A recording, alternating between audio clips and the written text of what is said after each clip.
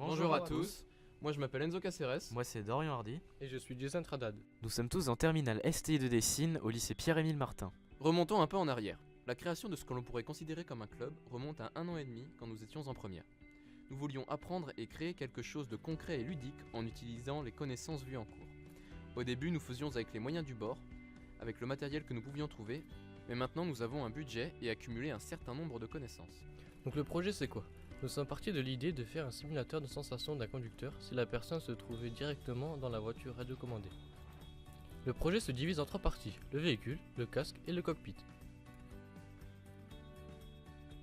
Notre simulateur Scavry se compose de 3 parties principales qui sont la voiture qui est notre dispositif contrôlé à distance, le casque qui est contrôlé par une carte Arduino et grâce à des capteurs il envoie en Wi-Fi les données au siège pour que les mouvements soient reproduits à l'aide d'un moteur. Ensuite nous avons le cockpit avec le volant et les pédales plus le siège. Le volant est branché sur un ordinateur, un programme en Python nous permet de récupérer la rotation du volant, les valeurs des pédales, etc. afin de pouvoir les envoyer. Moi mon truc, c'est la programmation. Ce que j'aime faire c'est toutes sortes d'algorithmes qui peuvent réaliser tout ce que je veux. Dans le cadre de ce projet, j'ai écrit le programme pour tous les composants. Si on devait suivre l'acheminement des données, voilà ce que ça ferait. D'abord on commence par faire une action sur le volant ou sur les pédales. L'ordinateur sur lequel il est relié va détecter ces changements et les envoyer à une carte Arduino, qui est en l'occurrence le casque. L'Arduino va ensuite les envoyer à un autre Arduino qui lui est présent sur la voiture. Et une fois ces données reçues, elles seront traitées par la voiture et la voiture répondra à l'action. Moi, je me suis occupé de la conception et du montage du véhicule ainsi que du cockpit. Le cockpit est le poste de pilotage de notre véhicule. Celui-ci a été réalisé avec des barres profilées en aluminium. Avant de commencer l'assemblage du cockpit, j'ai effectué des tests de résistance qui m'ont permis de définir les tailles et les fixations de ma structure.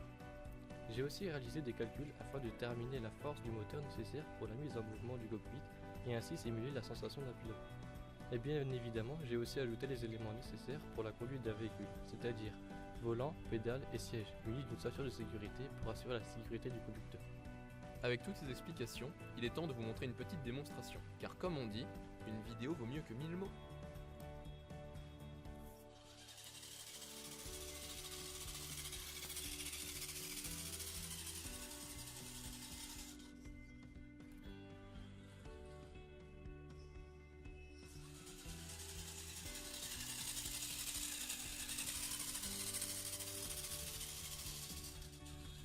Parlons du futur.